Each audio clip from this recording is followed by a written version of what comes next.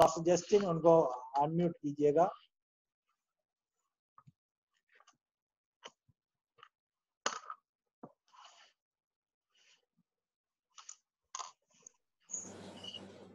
प्रभु के नाम की महिमा और सताइश होवे। आप तमाम परमेश्वर के लोगों को प्रभु यीशु मसीह के पवित्र नाम में मसीही सलाम पेश करता हूं।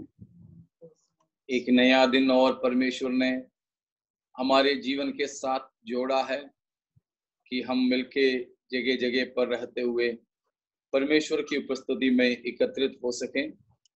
और अब तक परमेश्वर हमें दिया सुरक्षा के लिए मैं प्रभु का धन्यवाद करता हूं। और शुरुआत में ही एक सूचना मैं देना चाहता हूं कि आज हमको यहाँ इलेक्ट्रिसिटी डिपार्टमेंट से सूचना मिली है, सुबह 9 बजे से शाम 5 बजे तक बिजली नहीं रहेगी।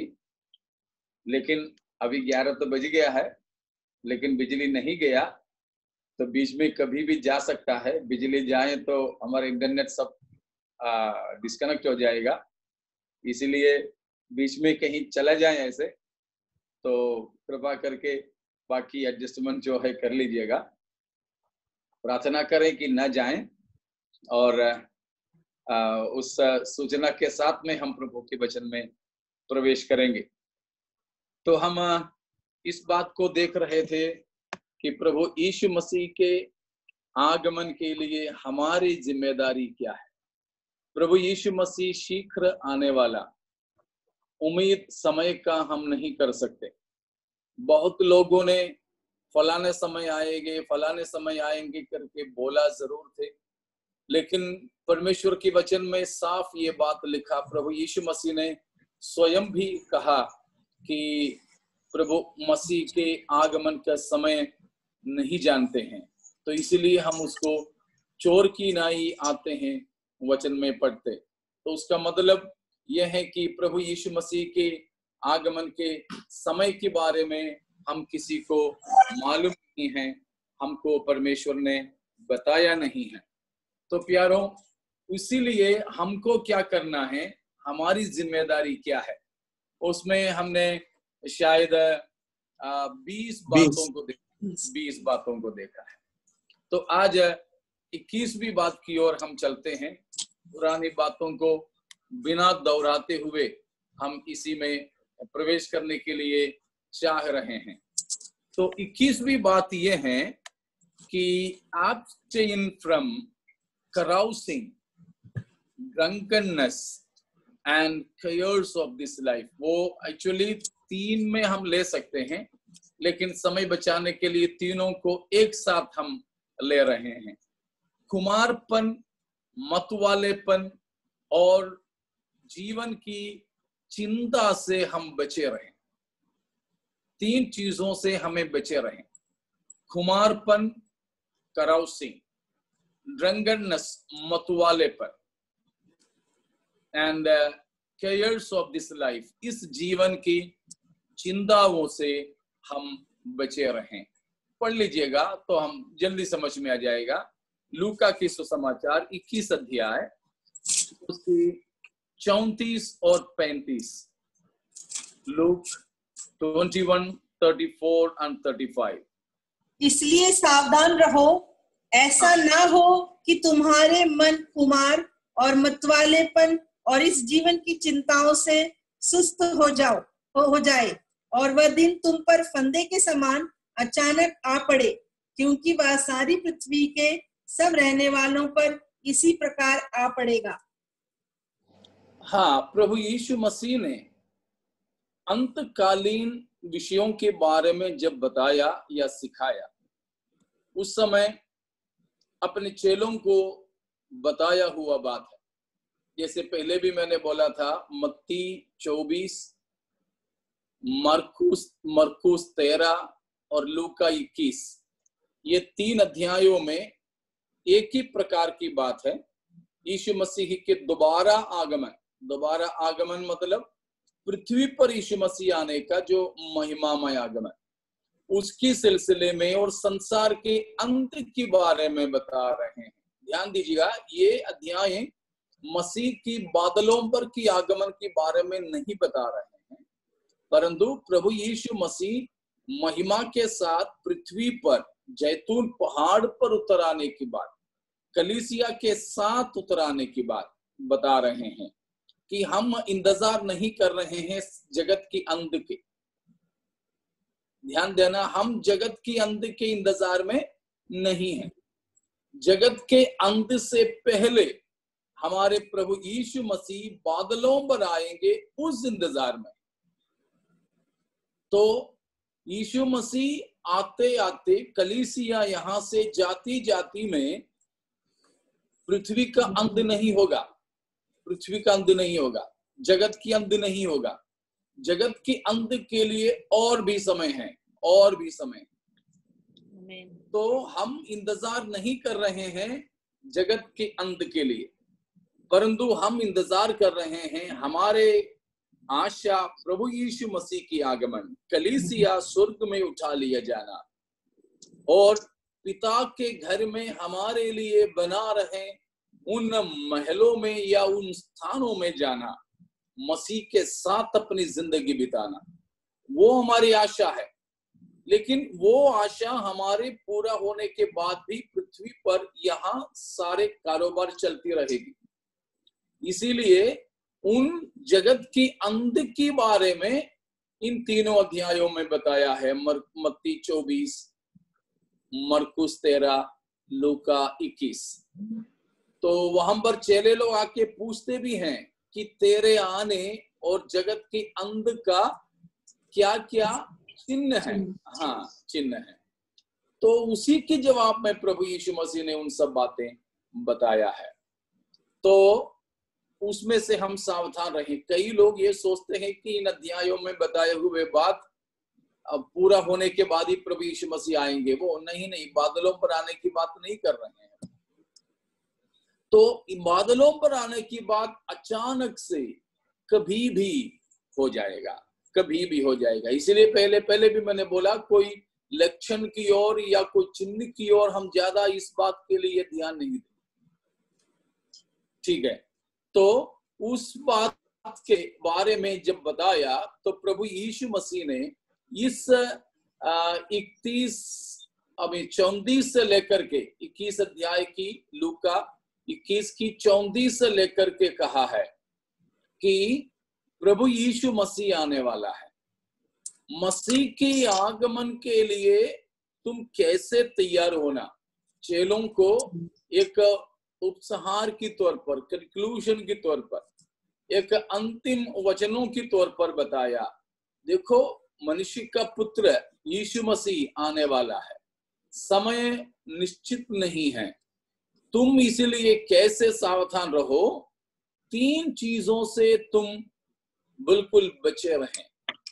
चेलों से कहा है, प्रभु के आमद में हम त्याग दिए न जाने के लिए, उठा लिए जाने के लिए, यीशु मसीह की आगमन अचानक से हमारे लिए फंदा नहीं बनने के लिए 3 बातों से सावधान रहें। पहला, खुमारपन, दूसरा मतवालेपन, तीसरा है इस जीवन की चिंता। इन किसी भी बातों में हमारे मन अगर लग जाए तो वहां बताया है कि हमारे मन उन चीजों में फंस जाएं, हमारे मन उसमें फंस जाएंगे और यीशु मसीह के आगमन हमारे लिए बिल्कुल फंदे की नहीं अचानक से हम पर आ पड़ेगा। एक और बार उसको पढ़िएगा सिस्टर। इसलिए सावधान रहो, ऐसा ना हो कि तुम्हारे मन खुमार और मतवालेपन और इस जीवन की चिंताओं से सुस्त हो जाएं, और वह दिन तुम पर फंदे के समान अचानक आ पड़े, क्योंकि वह सारी पृथ्वी के सब रहने वालों पर इसी प्रकार आ पड़ेगा। प्रभु के आगमन का असर सारे पृथ्वीवासियों पर होगा।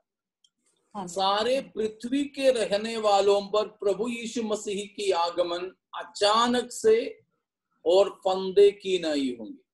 अचानक से और फंदे की नहीं होंगे, लेकिन तुम पर, जो मेरे लोग हैं, जो मेरे शिष्य है, जो मेरी कलीसिया है, तुम पर मेरे आगमन का दिन अचानक से न आ पड़े और फंदे की नहीं आ पड़े।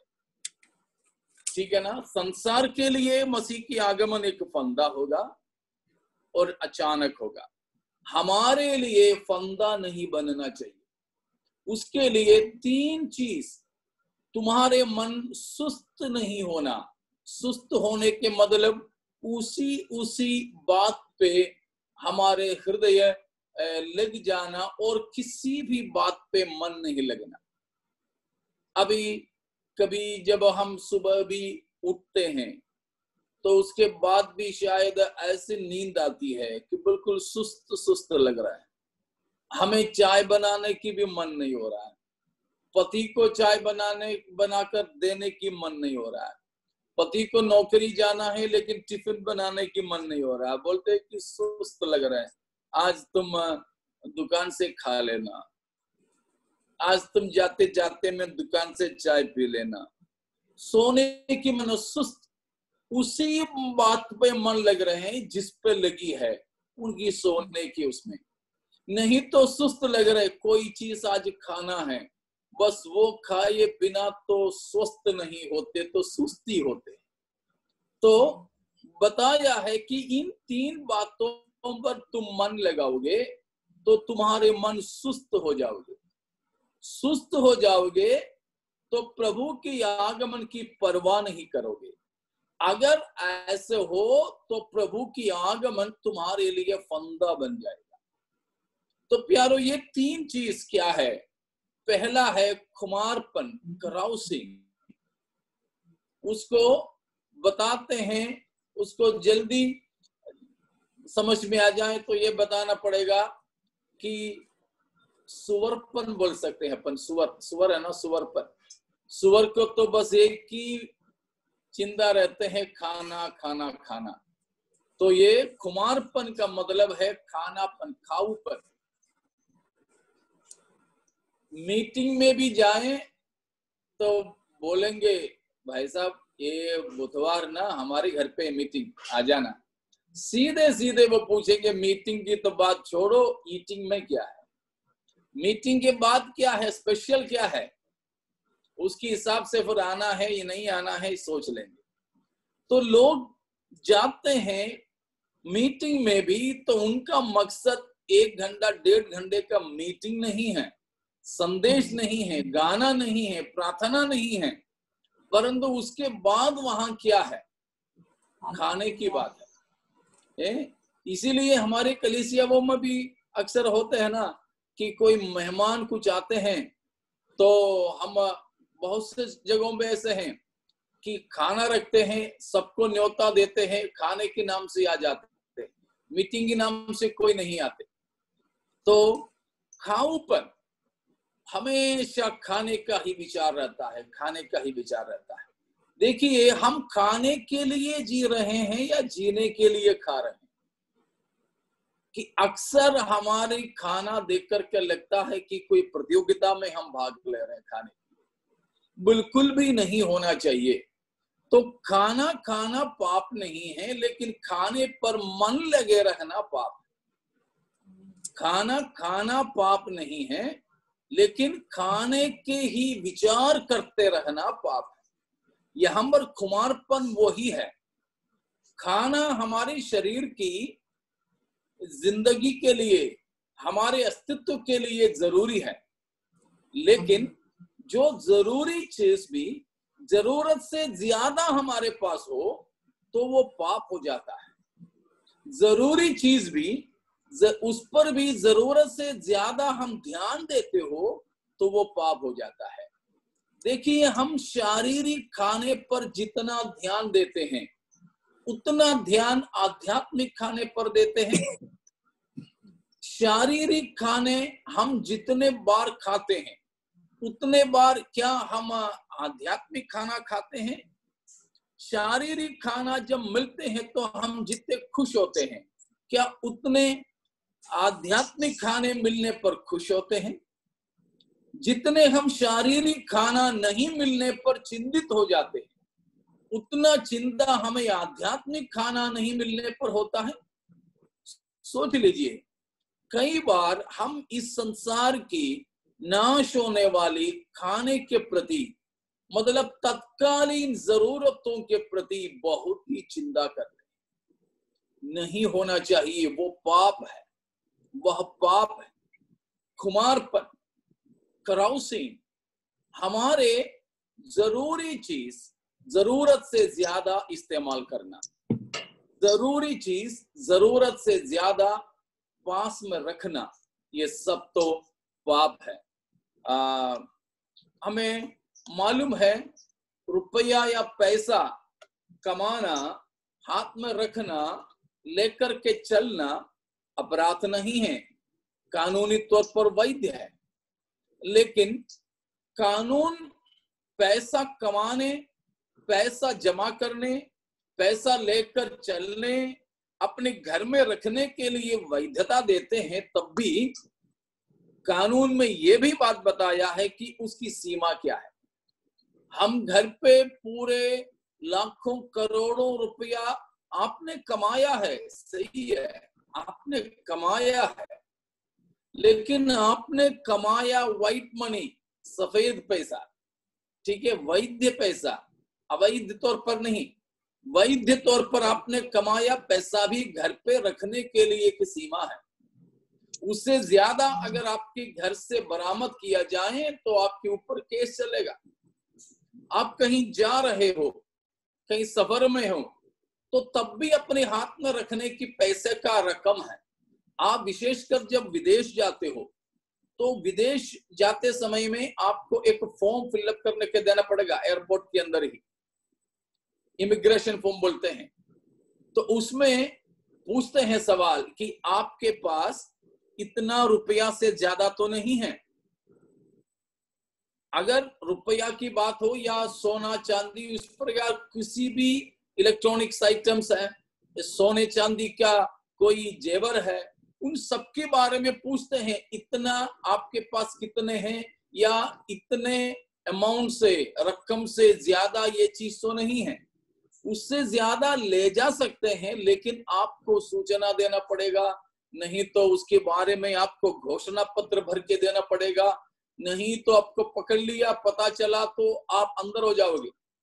तो आपकी पैसा है, आपकी सोना है, आपकी चांदी है, लेकिन लेकर जाने की सीमा। इसीलिए हम लोग अक्सर पढ़ते हैं कि विदेशों से आने वालों के पास से इतना सोना बरामद की।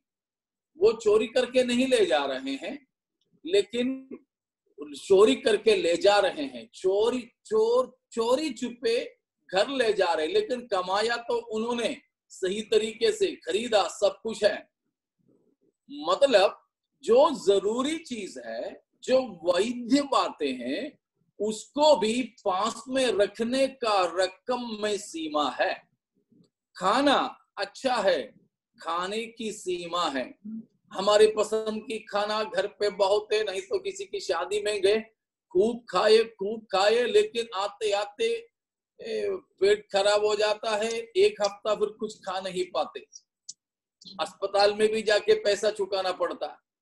तो देखो, ज्यादा अच्छी चीज ही तो खाया, लेकिन जरूरत से ज्यादा खाया तो वो बीमारी में बदल गए। उसी प्रकार खाऊपन का मतलब हो गया, खुमारपन का मतलब हो गया, जो चीजें वैध है उन्हीं बातों को ही हम जरूरत से ज्यादा पाना और जरूरत से ज्यादा अपने पास में रखना, जरूरत से ज्यादा उसको इस्तेमाल करना। हैविंग और होल्डिंग और possessing and using legitimate things more than the allowed measure, more than legitimate amount। ठीक है, तो legitimate चीज है, वैध चीज है, अवैध तौर तरीके से अपन पास में रखते हैं तो वो अपराध है। खाना जरूरी है, कपड़ा जरूरी है, ठीक है, मोबाइल फोन जरूरी है, बाइबल भी जरूरी है, लेकिन ये सब भी जरूरत से ज्यादा अपने पास में है। जरूरत से ज्यादा उन चीजों के लिए हमारे अंदर एक मोहब्बत है, वो पाप हो गया। सोच लीजिए, हम कितने खाने पे क्या क्या होने पर हम संतुष्ट हो जाते हैं, कितने खाने पर हम संतुष्ट हो जाते हैं। हमारे मन, बहुत से लोगों की मन तो खाना खाने पर लगे रहते। नहीं होना, वो पाप है, वो पाप है, वो पाप है। इसीलिए उपवास भी हम लेते हैं। भूखे रहने से परमेश्वर ज्यादा प्रसन्न नहीं होता। खाना खाने से परमेश्वर गुस्सा भी नहीं होता, भूखे रहने से प्रसन्न भी नहीं होता। हम उसके लिए उपवास नहीं ले रहे। फिर उपवास लेने का एक विशेष मकसद ये है, अपने आप को डिसिप्लिन करना, प्रशिक्षित और अनुशासित करना।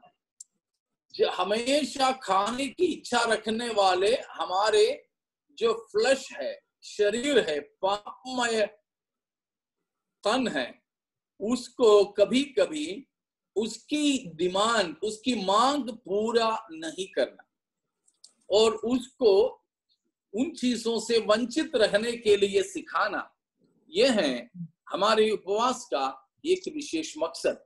वो हमें प्रैक्टिस करना। तो मैं आपसे पूछता हूं, ठीक है, उपवास में तो खाना आप नहीं खाएंगे, सुबह 6 से शाम 6 तक, नहीं तो पूरे 24 घंटे, नहीं तो 3 दिन तक भी आप नहीं खाएंगे। ठीक है, मान लिया। आप ये बताइए, आपको 2 दिन, 3 दिन, 1 दिन, 1 हफ्ता, 40 दिन खाना बिल्कुल छोड़कर उपवास लेना आसान है, या आप खाना खाते समय 10 प्रकार के पकवान हैं, सब एक से बढ़कर एक से आपकी पसंद का, ठीक है, लेकिन उनमें से केवल एक ही पकवान लेकर के खाना, बाकी 9 से आप मना करना। उपवास नहीं है। उपवास में तो आप पूरे खाना छोड़ दोगे, लेकिन आप उपवास नहीं हैं। लेकिन आपके पास में जो खाने हैं उनमें से एक ही चीज लेकर के खाना है, बाकी किसी को चाटना तक नहीं।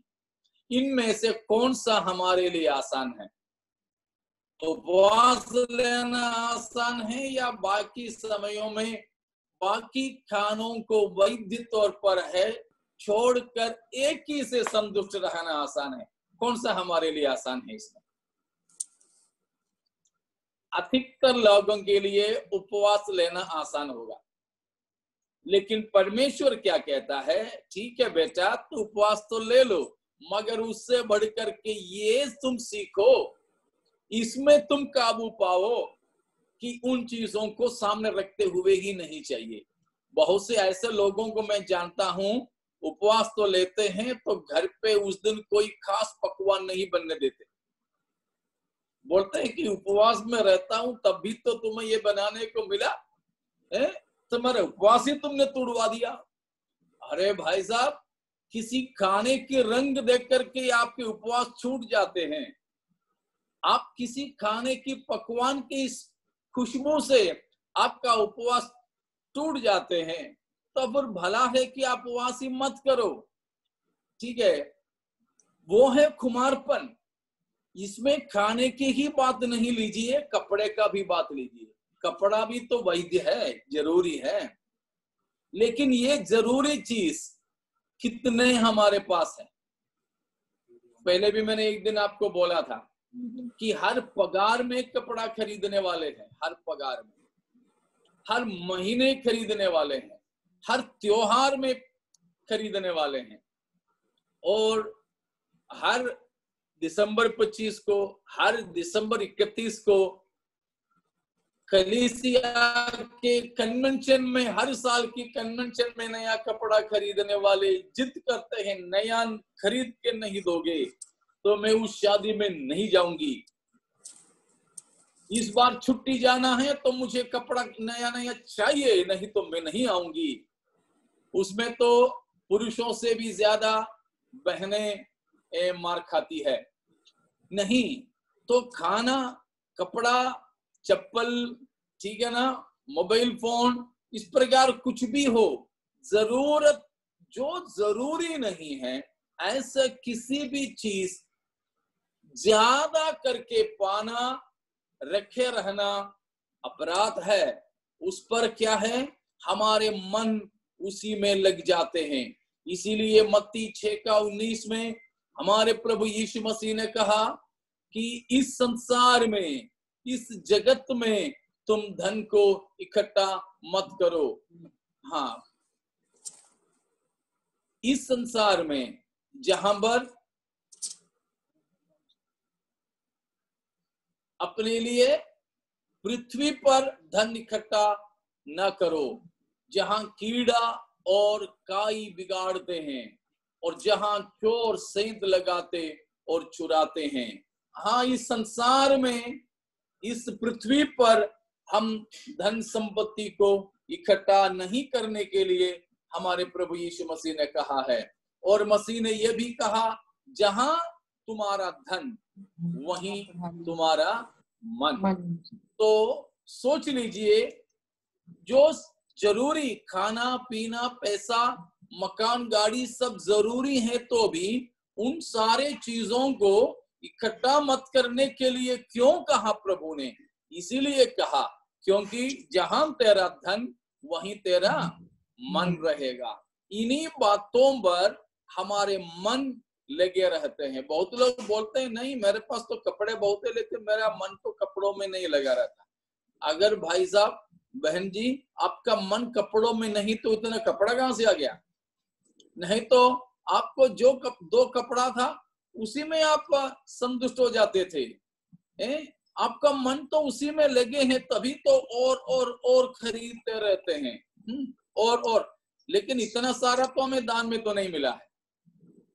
कोई तो कभी दिया जरूर होगा दान में, लेकिन इतना सारा तो दान में नहीं दिया।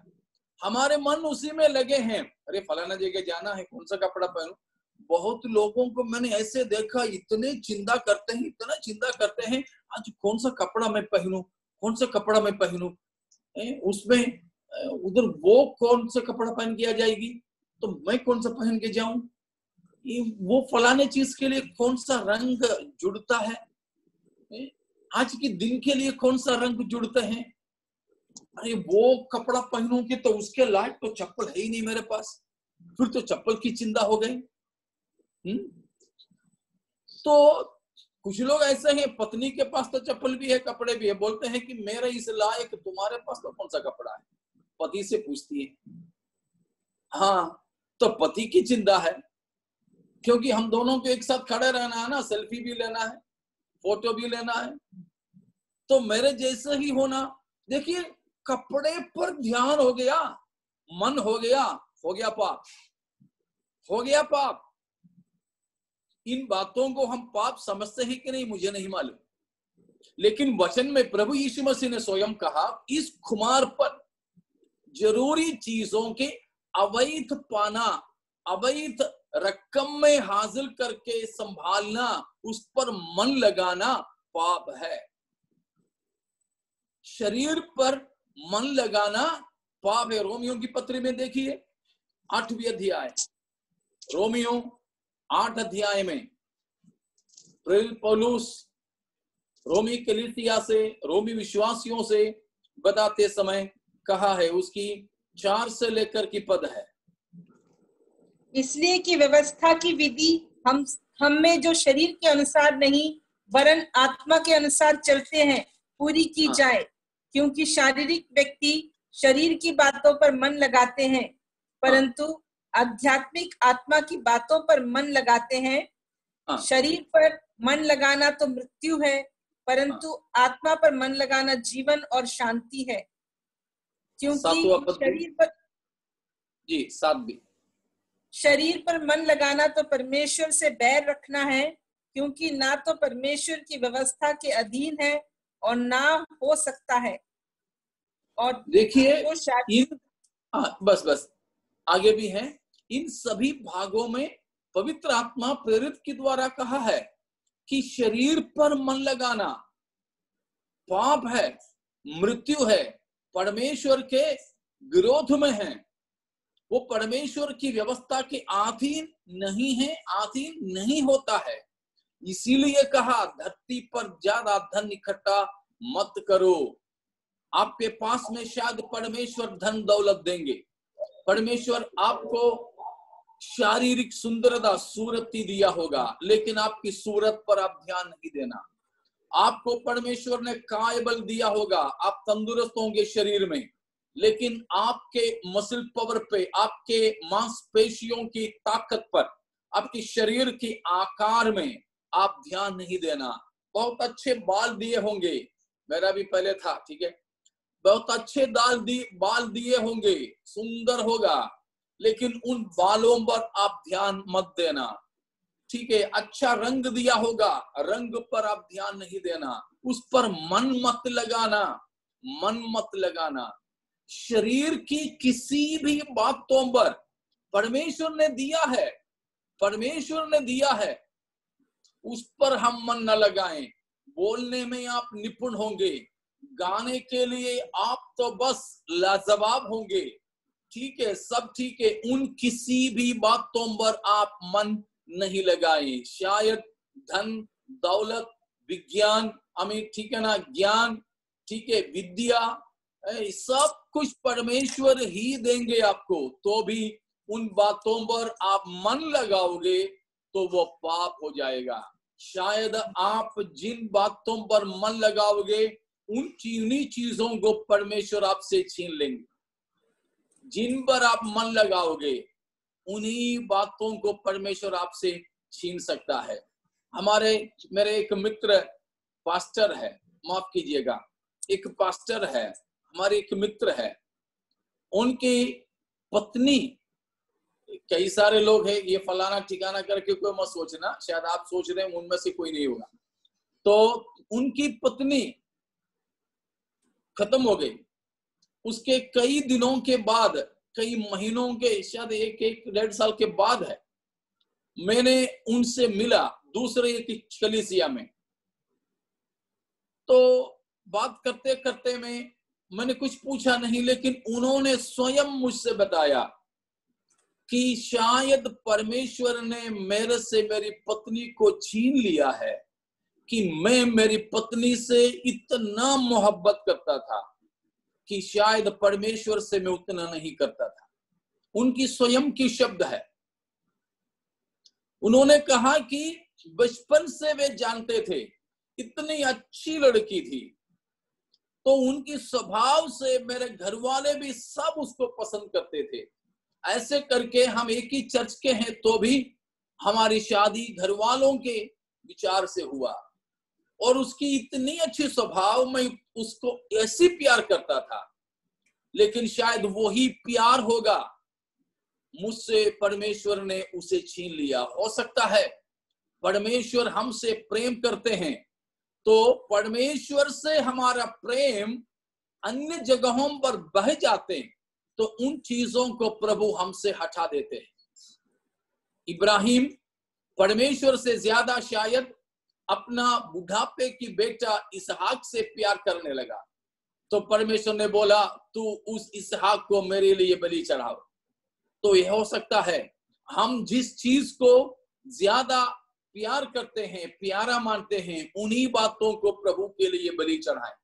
तो आज प्यारो, खुमारपन में हमारे मन लगे हैं इन किसी भी बातों पर, तो आज हमारे मन वहां से हटाना। लूत की पत्नी के बारे में भी मैंने कुछ दिन पहले बोला था, परमेश्वर ने विनाश से उनको बचा के भगा के ले जा रहा था। बोला भागते जाओ, दौड़ते चले जाओ, रुको नहीं। रुकने की तो बात छोड़ो, पीछे मोड़ना भी नहीं, क्योंकि परमेश्वर को मालूम था कि सदोम अमोरा में उनकी संपत्ति को छोड़ जा रहे हैं, सदोम अमोरे की ऐश और आराम को छोड़ जा रहे हैं, वहां की सारे लग्जरीज को, एंजॉयमेंट्स को छोड़ जा रहे हैं। इसीलिए परमेश्वर जानता था कि ये छोड़ जाते तो है, मगर मन तो अभी भी सदम अमोरे में खूंटी बोलते हैं ना, खूंटी से बंधे हुए हैं। जंजीर से बंधा जैसा है। इसीलिए कहा पीछे मुड़ना भी नहीं।